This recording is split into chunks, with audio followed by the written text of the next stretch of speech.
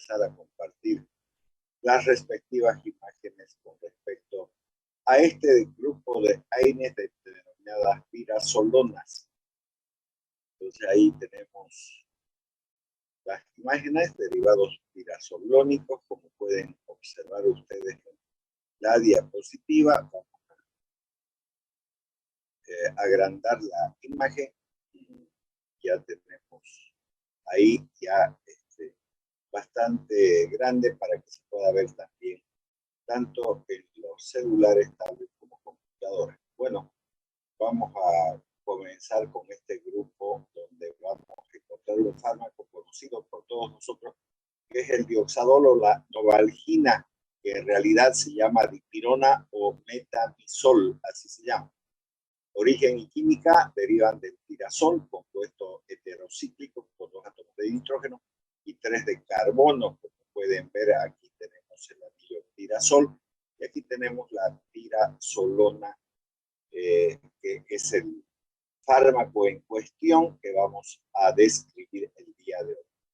Las pirazolonas y sus derivados, las principales drogas son la antipirina o fenazona. Ya se ha retirado del comercio el fármaco porque incluso causaba problemas incluso de cáncer. La propifenazona, la aminopirina, la amidopirina, la amifenazona, la dipirona o novalgina.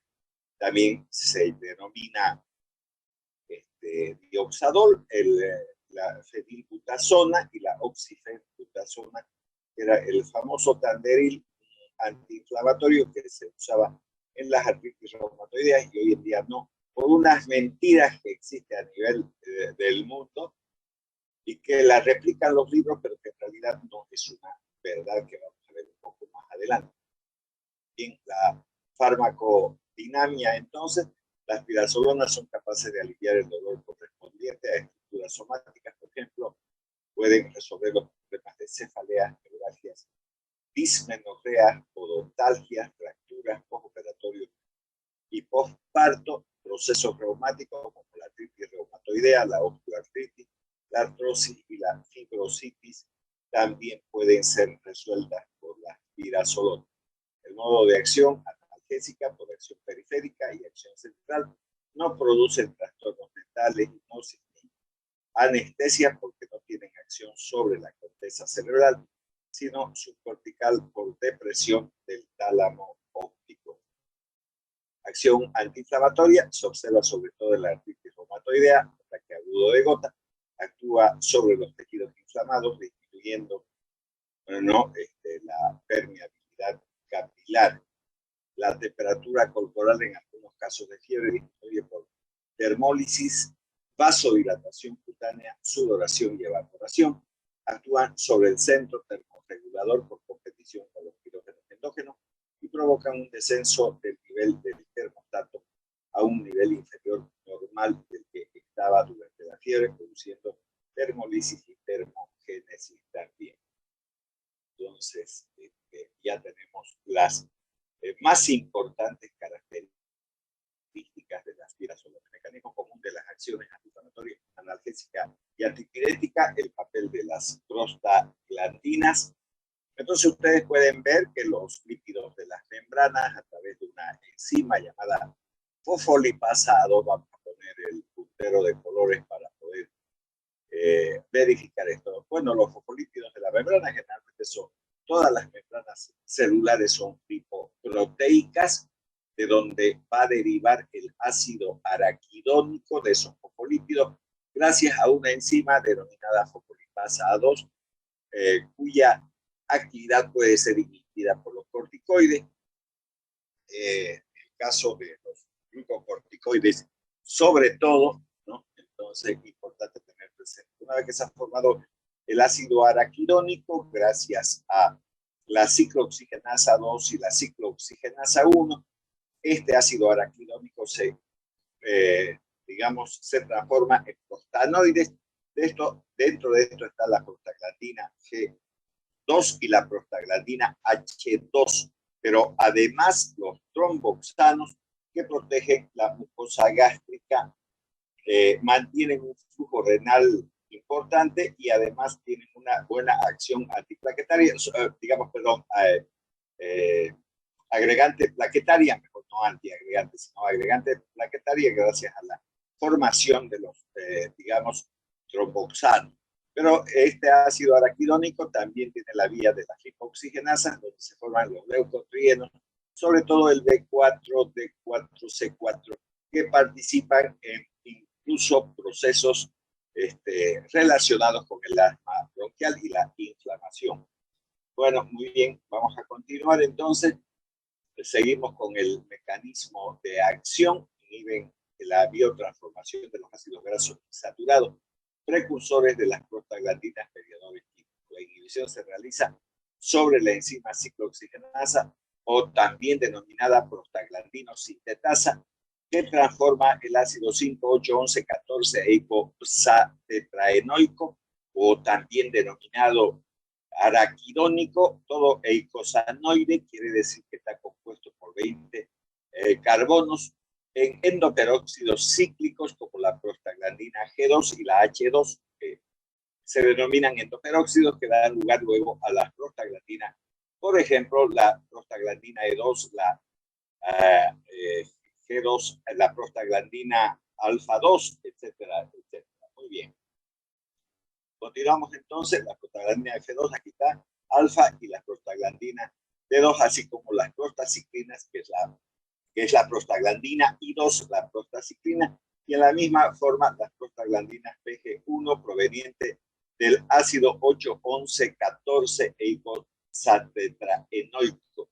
El mecanismo esencial de las drogas antiinflamatorias es la inhibición de la biosíntesis, principalmente de las prostaglandinas E2, la prostaglandina F2 alfa y en menor grado la prostaglandina E2, prostaglandina E1 y prostaciclina I2, o también denominada prostaciclina, como acabo de mencionar, en los focos inflamatorios.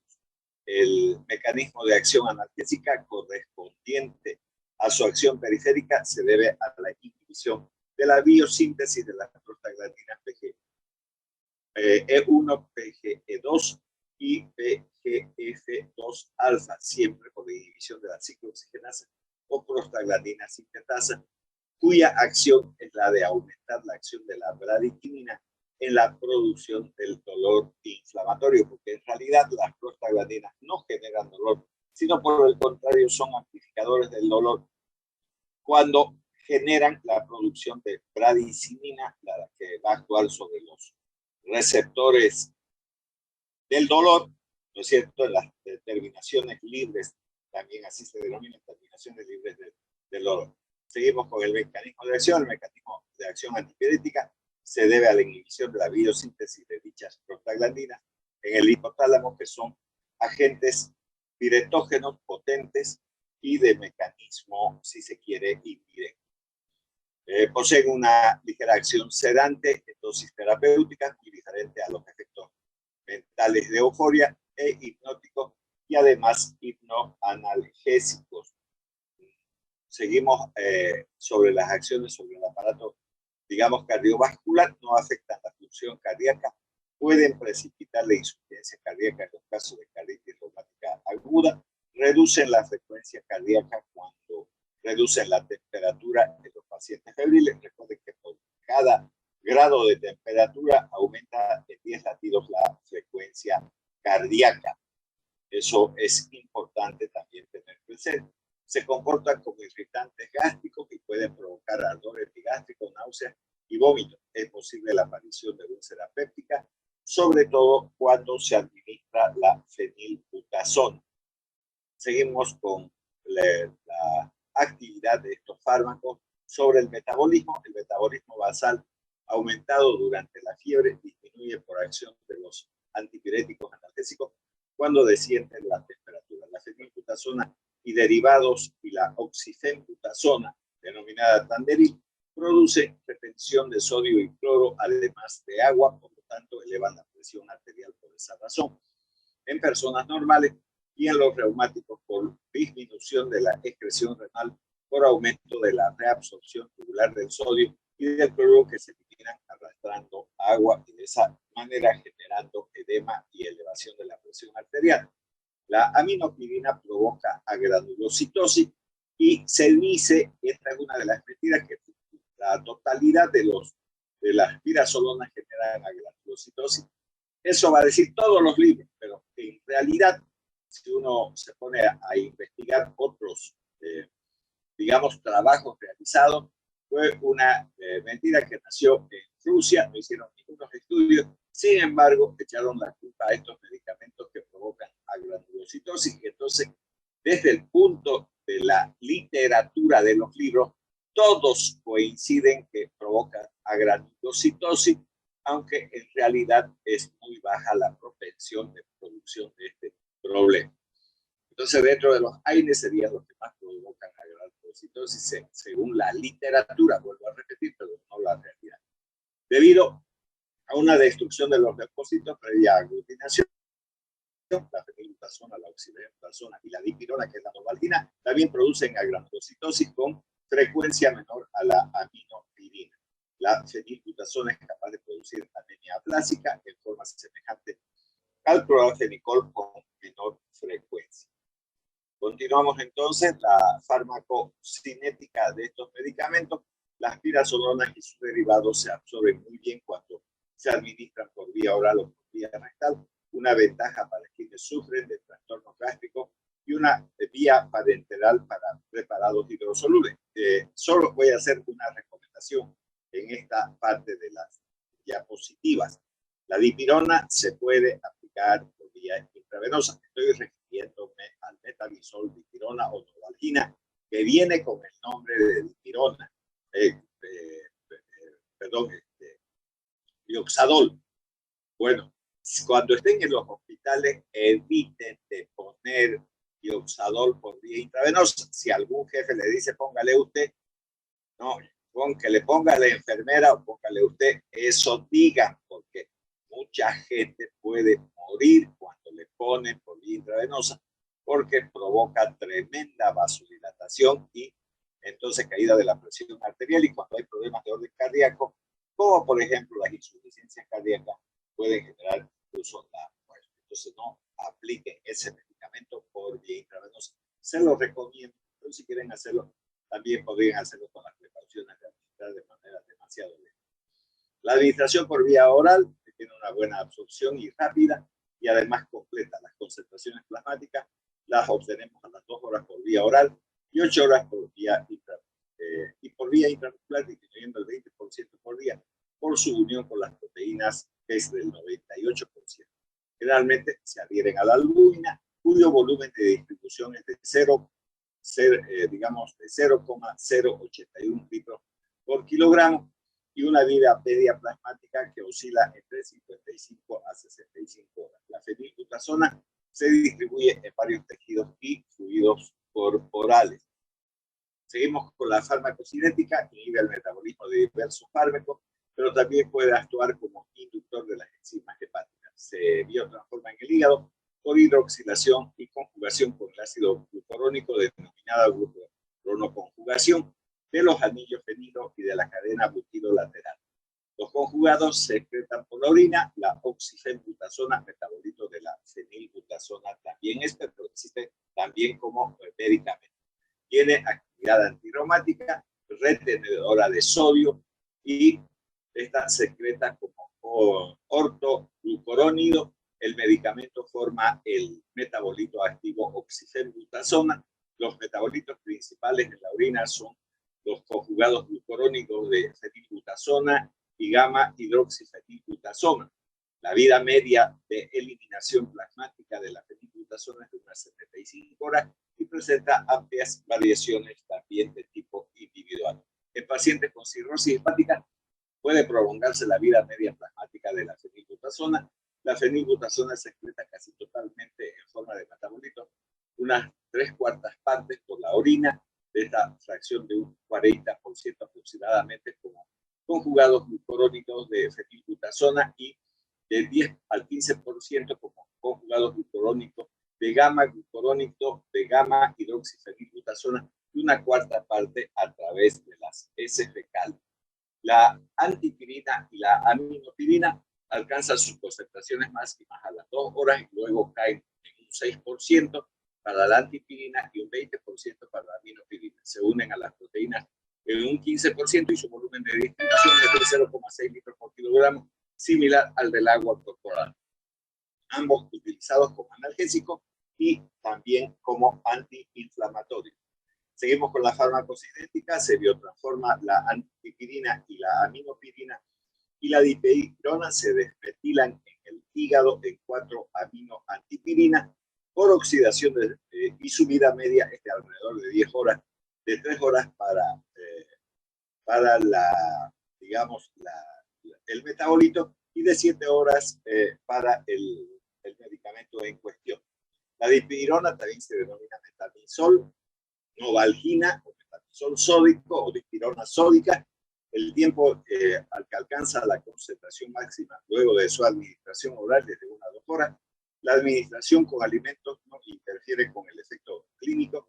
Se distribuye uniformemente en el organismo. Su unión con las proteínas plasmáticas es del 58%. Los metabolitos activos se encuentran en mayor concentración en la leche materna que en el plasma sanguíneo. Su volumen de distribución es de 40 litros. El metabisol es hidroxilado no enzimáticamente en el tracto intestinal a un metabolito activo.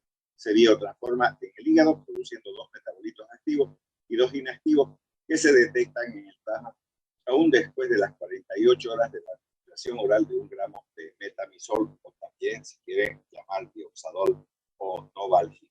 La mayor parte de los metabolitos se excretan en la orina y el 3% está inalterado. La vida media del metabolito activo es de 2 a 3 horas y se prolonga de 3.7 horas en pacientes con portadores de hepatitis B y a 40 horas en pacientes con insuficiencia renal aguda. La vida media del otro metabolito activo es de 4 a 5 horas.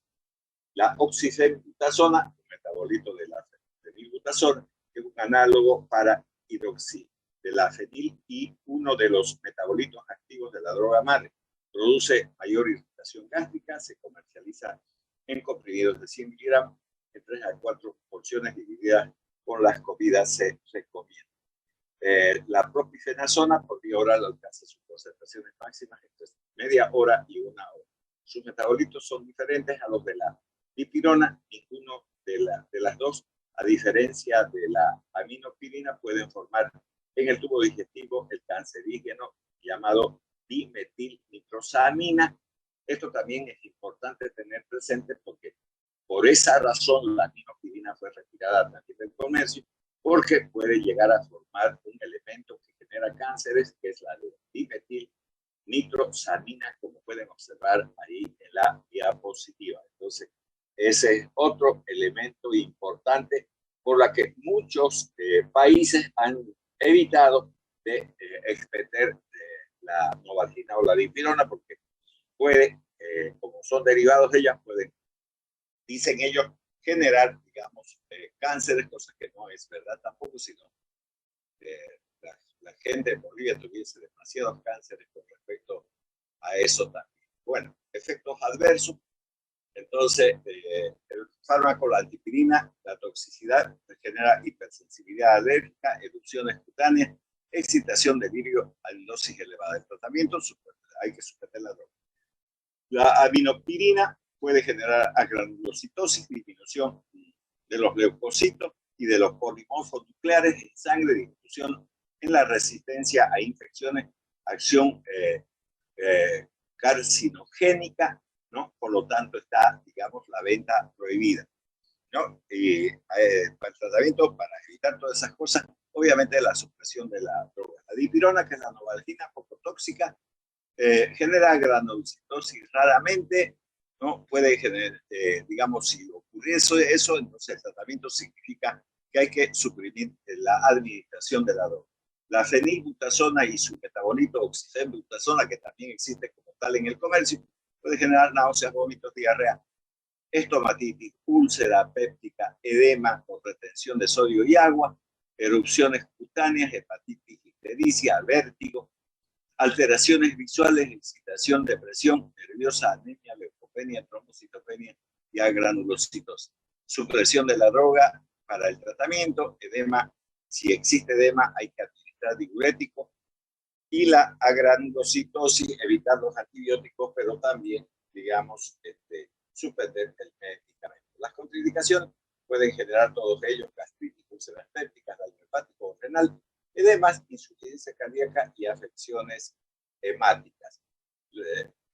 Dentro de la farmacopenia, es decir, cómo se presentan estos medicamentos, la fenilbutasona, que se denomina butazolidina, ¿no? Viene en grajeas de 500 miligramos y en ampollas de 3 ml que contienen 600 miligramos. Para administración oral y parenteral, 200 miligramos 3 veces al día. La antipirina y la fenazona viene de 500 miligramos para administración 3 veces por día. La dipirona, con el nombre de Novalgina, Dioxadol, aquí tienen otros nombres como Novemina, vienen tabletas de 500 miligramos, supositorios de 1 gramo y ampollas de 2 ml que contienen 1 gramo y de 5 ml que contienen 250 gramos. Hay para administración oral, rectal y parenteral. 500 miligramos 3 veces al día es la recomendación, y la oxifenbutazona, que viene con el nombre de Tanderil, ese es el nombre, digamos, comercial con que salió al comercio. Tienen grajeas y tabletas de 100 miligramos, 200 miligramos 3 veces al día es la recomendación, y la propifenazona, entonces 300 miligramos 3 veces al día es la recomendación. Las interacciones medicamentosas, la administración concomitante con barbitúrico hace que la fenilbutasona y la antipirina, digamos, actúen sobre esto y estimulan el metabolismo y reducen la vida media de su acción. La fenilbutasona y la oxifenbutasona con la fenitoína incrementan la vida media y la toxicidad. La fenilbutasona con la digitoxina aumenta el metabolismo y disminuye también la acción. La fenilbutasona con hipoglucemiantes sintéticos disminuye la expresión renal y aumenta sus efectos. La fenilbutasona y la oxifenbutasona, digamos, con los anticoagulantes orales aumentan la acción de los anticoagulantes. Quedan 10 minutos, después vuelven a ingresar al Zoom. La fenilbutasona con el metotrexato, que ya señalé en otras oportunidades, el medicamento que se utiliza para el tratamiento del cáncer, disminuye su expresión renal e incrementa la respuesta. Que quede claro, el metotrexato también se utiliza para el tratamiento de la artritis reumatoide. Y la bibliografía de donde fue extraído el tema, y con esto terminamos los AINES. En realidad hay más AINES, pero casi todos son iguales, entonces no los vamos a tocar y nos vamos a meter al aparato respiratorio con la finalidad, entonces, de ir terminando también, o comenzando, mejor dicho, el último capítulo, que vamos a ver si hay un poco de tiempo, vamos a ver otros AINES más, pero el día de hoy vamos a meternos al aparato respiratorio. Entonces, voy a compartir estas imágenes con, digamos, el tema de broncodilatadores, que ya tienen seguramente en su pantalla. Voy a agrandar la imagen. Ahí tienen el tema de los broncodilatadores. Y abajito nomás dice beta-2 adrenérgicos. Entonces quiere decir que los receptores beta-2 adrenérgicos, ¿no?, tienen que ver con la dilatación bronquial. Y entonces vamos a empezar a ver este tema también importante sobre el aparato respiratorio. Básicamente vamos a ver medicamentos que pueden ser utilizados en el asma bronquial y se denominan broncodilatadores. Dentro de eso vamos a ver, digamos, los beta-2 adrenérgicos.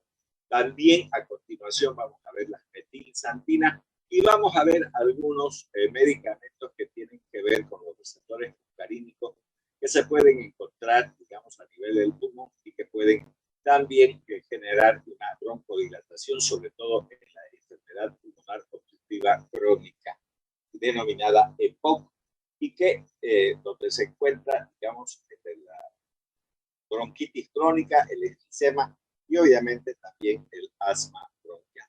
Origen: la adrenalina o epinefrina es secretada por la médula suprarrenal. También se encuentra en la secreción de la piel de diversos sapos. La adrenalina se extrae de la glándula suprarrenal de los bovinos. También se la obtiene además por síntesis en los laboratorios y viene con el nombre de epinefrina.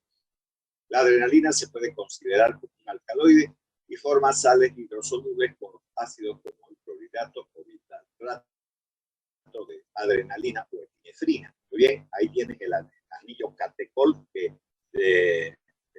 debido a una enzima denominada catecol ortometiltransferasa, entonces puede destruirse fácilmente la adrenalina, por eso tiene una vida muy corta, de 1 a 2 minutos nada más en el organismo humano. Otros beta-2 adrenérgicos, la sustitución de un hidrógeno del grupo amino por un grupo isopropilo, da lugar al isoproterenol o isoprenalina, empleado como clorhidrato. Los derivados del resorcinol en el isoproterenol, sustituyendo el catecol por otro difenol. Resorcinol se obtiene un isómero de aquella droga denominada onciprenalina o metaproterenol, que viene con el nombre o nació con el nombre de aluperi, que usan generalmente los pacientes asmáticos.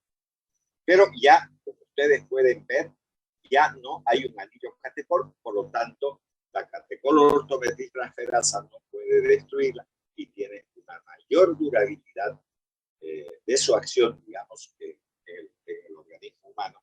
Y eso obviamente es conveniente para el tratamiento de la bronquitis asmatiforme, el asma bronquial y obviamente de las patologías que conforman el EPOC. Entonces aquí tenemos la fisiología del receptor adrenérgico. Como ustedes pueden ver, es un receptor metabotrópico cuando estamos hablando activado por proteína G, como pueden ver ahí, y un obviamente efector, que es una proteína de carácter enzimática denominada adenilciclasa. Y entonces, obviamente, la adrenalina, cuando se une a este receptor metabotrópico, activa estas proteínas G que estimulan la formación de, digamos, el AMP cíclico, que se considera el segundo mensajero, debido a la acción de esta proteína G sobre la adenilciclasa, que es una proteína de carácter enzimática, ¿no es cierto?, que está situada en la membrana celular. Mecanismo de acción de los receptores. Como pueden observar aquí también en esta diapositiva, entonces tienen la hormona, actúa sobre este receptor que activa la proteína G, usando guanosin trifosfato, estimula la proteína de carácter enzimática denominada adenilciclasa. Vamos a poner este puntero de colores. De nuevo, aquí tenemos la hormona, la adrenalina, actúa sobre los receptores beta-adrenérgicos, activa la proteína G a través del gasto de energía del guanosin trifosfato a guanosin difosfato, estimula la adenilciclasa, forma el AMP cíclico, luego este AMP cíclico, que es el segundo mensajero, activa la proteínasa A, la cual va a hacer que el calcio, digamos, se almacene a nivel del retículo endoplásmico, provocando una relajación de la musculatura bronquial y de esa manera provoca broncodilatación. Ya, en esta otra parte de las diapositivas tenemos los derivados, de la orciprenalina, y entonces dentro de esos derivados tenemos la terbutalina como sulfato, cuyo nombre comercial es Pincanil, el fenoterol como clorhidrato viene con el nombre de Derotec o de Partusisten. Ese Partusisten viene así porque vienen ampollas y sirve para detener las contracciones del parto y evitar los partos prematuros. Por eso se denomina Partusisten, pero es el mismo fenoterol que para los asmáticos se vendía, digamos, con el nombre de Derotec. Así salió al comienzo. Los derivados del isoproterenol tenemos el salbutamol o albuterol como sulfato, también otro fármaco importante para el tratamiento de la asma bronquial.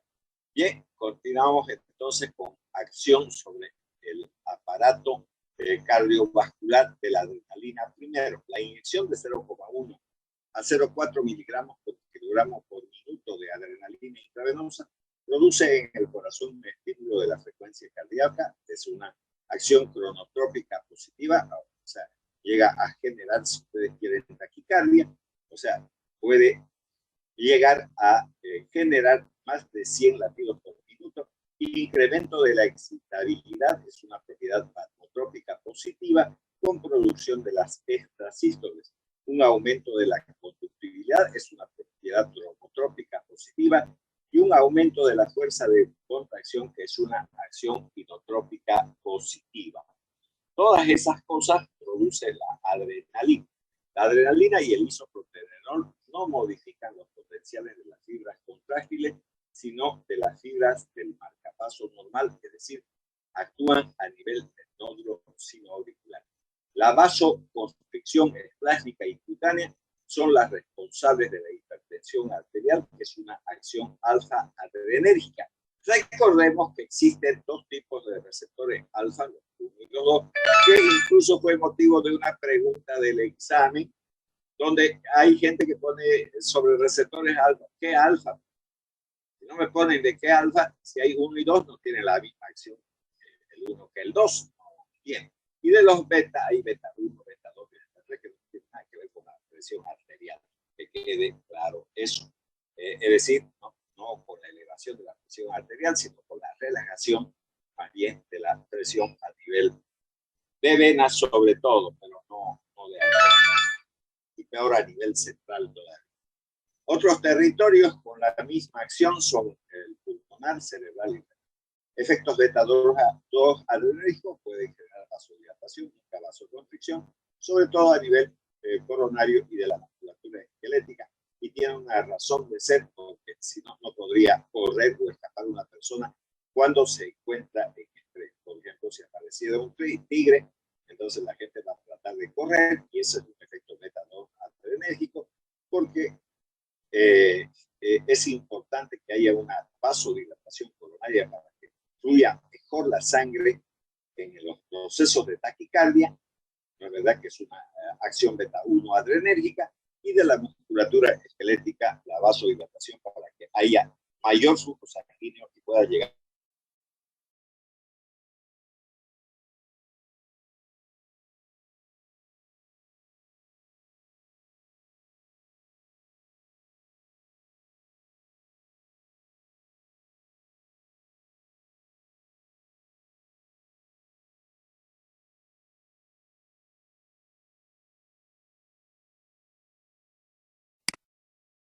positiva, la agrandamos entonces ya.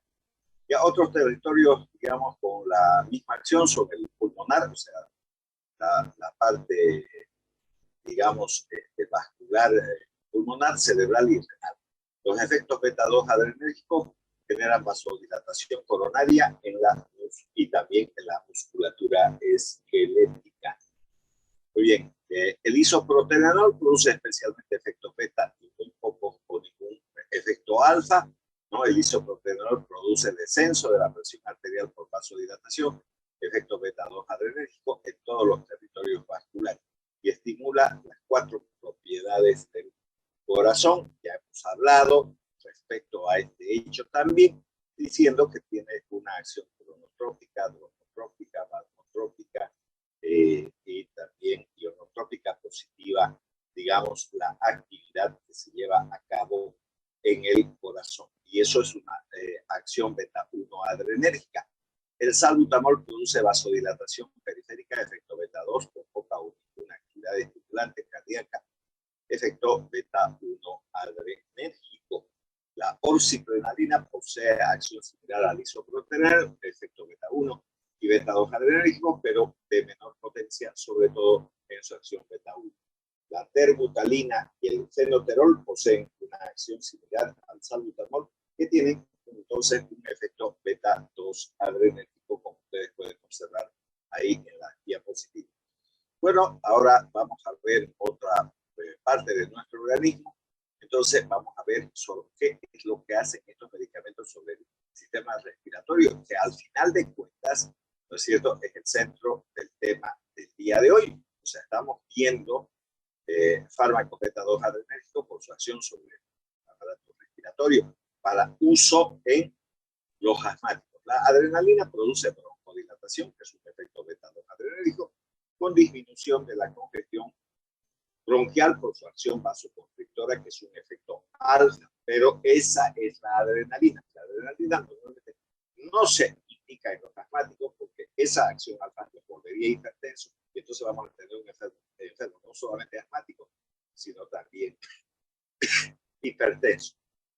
Entonces, aumento de la capacidad vital forzada, del volumen de expiración forzada en un segundo y reducción de la capacidad residual funcional genera este medicamento. El isoproterenol, la oxiprenalina, el salbutamol, el fenoterol y la terbutalina producen un alivio de la disnea que se presenta en los pacientes asmáticos, aumento de la capacidad vital forzada también va a producir, del volumen de expiración forzada en un segundo, pero no mejora la congestión pulmonar porque carecen de acción alfa adrenérgica, porque obviamente estos medicamentos, estos últimos medicamentos, si bien es cierto que son derivados de la adrenalina en líneas generales, pero ya carecen de acción alfa porque no nos interesa elevar la presión arterial, sobre todo, digamos, en los pacientes asmáticos, evitando esa acción alfa-1 adrenérgica.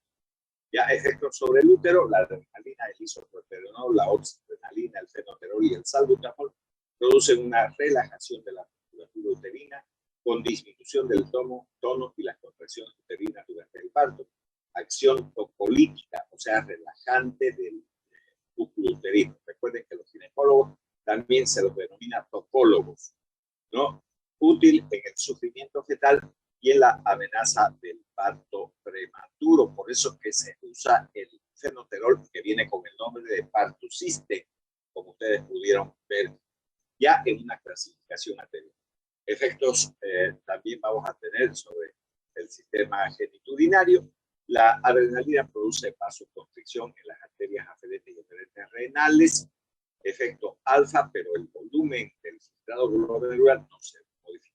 Sobre el músculo detrusor de la vejiga, por acción beta 2, se produce relajación, mientras que en el trígono vesical, por acción alfa, se produce una contracción del trígono vesical. Beta 2, entonces, es una relajación del músculo detrusor de la vejiga, que quede claro. Sobre el metabolismo, la adrenalina estimula el metabolismo con un aumento del consumo de oxígeno. En el metabolismo de los hidratos de carbono produce glucogenólisis, efecto beta 2 adrenérgico, y además produce un efecto antagonizante sobre la acción hipoglucemiante de la insulina. Entonces, si actúa sobre la insulina, evitando la acción de la insulina, entonces genera un efecto diabetógeno. La adrenalina, y entonces la coca, por ejemplo, cuando se mastica, entonces hace que se acumule la adrenalina y eso provoca problemas. Y hay gente que cree que masticando coca va a mejorar su diabetes, también va a empeorar. Bueno, la adrenalina sobre los lípidos aumenta la concentración de los ácidos grasos y el glicerol dependiente de la lipólisis, que es un efecto beta-1 adrenérgico. Aquí tenemos qué es lo que hace la adrenalina. Aquí tiene la adrenalina, la acetilcolina estimula la liberación de adrenalina, actúa sobre su receptor. Al actuar sobre su receptor, entonces estimula la proteína G.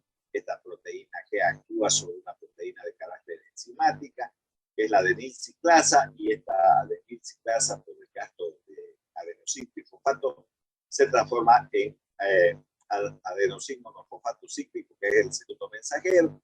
Luego actúa sobre una proteína quinasa A, la cual va a inhibir la glucógeno sintetasa para que no se transforme la glucosa en glucógeno, pero sí, por el otro lado, estimula la glucógeno fosforilasa, que va a transformar el glucógeno en glucosa 1, glucosa 4 y glucosa, para que el mamífero, digamos, se preste a la lucha, y si es una ave, para que genere vuelo o huida. Aquí tenemos otra vez el mecanismo de acción. Aquí tenemos, digamos, un agonista beta 2 adrenérgico que actúa sobre este tipo de receptor de 7 miembros de transmembrana, ¿no? Denominado receptor metabotrópico. Este receptor metabotrópico activa la proteína G. Esta proteína G actúa sobre la adenilciclasa y con gasto de energía se va a formar el adenosín monofosfato cíclico, y este adenosín monofosfato cíclico estimula la proteinquinasa A, pero también este adenosín monofosfato cíclico gana por culpa de una enzima llamada fosfodiesterasa, ¿no? Se transforma en 5-MP cíclico inactivo. Las metilsantinas pueden bloquear la fosfodiesterasa, provocando una mejor actividad del AMP cíclico que genera broncodilatación. Entonces, cuando actúa el AMP cíclico sobre la proteinquinasa A, genera una activación de los conductos de potasio activados por calcio, una menor actividad de la vía de la proteína lipasa C, el inositol trifosfato y el calcio, y digamos aumenta el intercambio del sodio-calcio, aumenta el sodio-calcio ATPasa, y obviamente también el nitrógeno del músculo liso, ¿no? También se activa, disminuyendo, entonces relajándose, si se quiere, la musculatura lisa, ¿no es cierto?, de los diferentes, digamos, tejidos que contienen esa musculatura, como por ejemplo los bronquios, ¿no? Entonces, bien, vamos a continuar. Entonces, seguimos con el mecanismo de acción, como ustedes pueden observar ahí, ¿no? La hormona que sería la adrenalina actúa sobre su receptor, aquí está la adenilciclasa, con la ayuda del ATP, entonces va a activar esta proteinquinasa A, que se genera como activa, generando, digamos, broncodilatación, una acción antiinflamatoria y una neuromodulación. Y ustedes pueden observar además la presencia de esta fosfodiesterasa que transforma este AMP cíclico en 5-AMP cíclico inactivo. Entonces, otro resumen, aquí tenemos otra vez la misma historieta, como ustedes pueden observar, estimulada por agonistas beta 2. Usando el ATP, la adenilciclasa se va a transformar en AMP cíclico y generar relajación del músculo liso bronquial, inhibición de la degranulación de los mastocitos, también puede llegar a generar. Bueno, la farmacocinética, la adrenalina no se absorbe por vía oral, no se absorbe por vía sublingual, por vía subcutánea su absorción no es muy rápida ni muy potente por la acción vasoconstrictora local. Por vía inhalatoria, en aerosol es rápida, sobre todo en su acción broncodilatadora. Lo que pasa es que la adrenalina se puede usar en una emergencia de un paciente asmático previamente teniendo la hipertensión arterial. Si no tiene hipertensión, se le puede aplicar y mejora violentamente, digamos, porque provoca una broncodilatación, pero no es conveniente aplicar varias veces porque la acción alfa eleva la presión arterial. El isoproterenol se absorbe bien por vía inhalatoria para integrar muy poco por ingestión. El salbutamol, el fenoterol, la oxitrenalina, la terbutalina se absorben por todas las vías. Aquí tenemos algunas presentaciones también del fenoterol, que ya hemos dicho que también vienen apoyadas con el nombre de paltusciclib, que sirve para evitar los abortos prematuros o partos prematuros. Entonces, relajando la musculatura uterina y de esa manera evitando las contracciones para que no se salga efecto y la inmadurez lo mata. Por vía inhalatoria se ha conseguido aumentar la duración del efecto, se ha desarrollado beta-2 agonistas de larga duración, cuya eficacia se prolonga durante más de 10 horas de duración, ultra larga, que pueden administrarse una vez al día. Por vía oral sufre el fenómeno del primer paso, muy importante, absorbiéndose solo el 10% de la dosis administrada. Ya, el tiempo máximo es de 2 a 4 horas y la vida media plasmática varía entre 3 a 8 horas. Los principales inconvenientes de la administración por vía oral son la elevada incidencia de los efectos secundarios y la necesidad de administrar 3 a 4 tomas diarias. La introducción de profármacos inactivos que se transforman en productos activos en el pulmón. Entonces, ahí también tenemos. Y las nuevas formulaciones de liberación controlada han aumentado la selectividad y permiten incrementar los intervalos de administración de los medicamentos en cuestión. Los agonistas beta-2 adrenérgicos selectivos inhalados, por ejemplo, el salbutamol o albuterol, el fenoterol, la terbutalina, tienen una duración de acción corta, entre 4 a 48 horas, siendo su principal utilidad el tratamiento de los ataques agudos de asma. Los beta 2 de larga duración, como por ejemplo el salmeterol, el formoterol, administrados por vía inhalatoria, son eficaces durante más de 2 horas y son además particularmente útiles en el tratamiento del asma nocturno y el broncoespasmo en pacientes con enfermedad pulmonar obstructiva crónica, donde ya hemos mencionado el enfisema, ¿no es cierto?, la bronquitis crónica y obviamente el asma bronquial.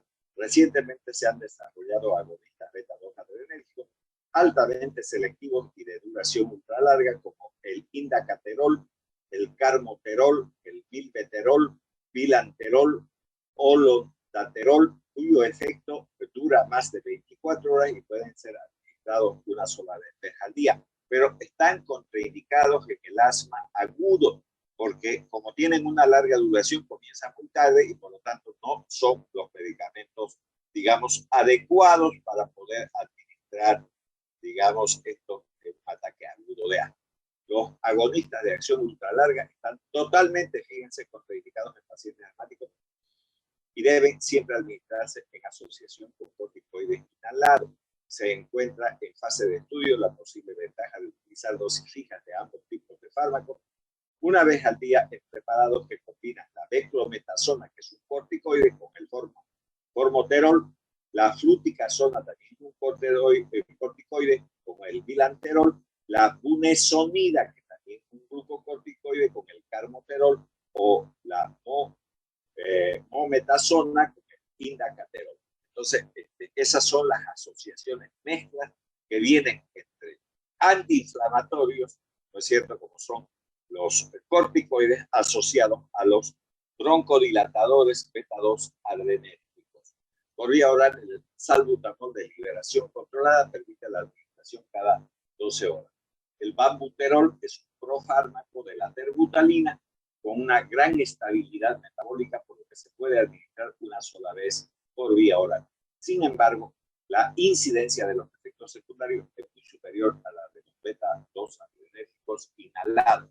Generalmente se prefiere estas asociaciones por vía inhalatoria utilizando los atomizadores, no es verdad que ya hemos visto en alguna imagen. Bueno, la metabolización. La adrenalina se metaboliza en el hígado por 4 mecanismos. Primero, por un proceso de metilación a nivel del hidroxilo fenólico, por la catecol-ortometiltransferasa con formación de la metanefrina. Luego, la monoaminoxidasa que se encuentra en las mitocondrias de la célula se transforma en ácido vanilmandélico y en metoxihidroxifenilglicol en un 70%. Eso lo hace por vía, ¿no?, de la metilación, que sería la primera forma, si se quiere, de metabolización. En segundo lugar, puede generar una metabolización por desaminación oxidativa por la presencia de la monoaminoxidasa que se encuentra en las mitocondrias neuronales con la formación de ácido dihidroximandélico, que luego se transforma en ácido vanilmandélico por la catecol-ortometiltransferasa. Recordemos que ese ácido vanilmandélico, si aparece en ingentes cantidades de orina, es también un elemento importante para hacer el diagnóstico de feocromocitoma, que es un tumor de la médula suprarrenal, donde se produce gran cantidad de catecolaminas y genera una hipertensión arterial. También se puede metabolizar, en tercer lugar, con conjugación de la metanefrina con el ácido sulfúrico y el ácido glucurónico, con la formación de sulfatos y glucurónidos correspondientes. Y finalmente, también se puede metabolizar por oxidación, en realidad por una deshidrogenación, por la catecol-oxidasa, que sería otra de las enzimas que participan en la metabolización de estos productos. El isoproterenol se metaboliza por la catecol-ortometiltransferasa, el metil-isoproterenol. Recuerden que el isoproterenol sigue siendo una catecolamina con un mejor tiempo de duración que la adrenalina, el cual se conjuga con el ácido sulfúrico. La otra metabolización que vimos era de la adrenalina, claro está. No se conoce la metabolización de los demás fármacos beta-adrenérgicos. La vida media de la adrenalina es de unos 20 segundos apenas. sobre todo, digamos, en su acción broncodilatadora, que es una acción beta 2, ¿no? Sin embargo, la acción beta 1 es mucho más prolongada, pero no con mucho. La vida media del isoproterenol es de 2 horas, de 2 y medio minutos. Para la orciplenarina y la terbutalina es de 1 hora y media.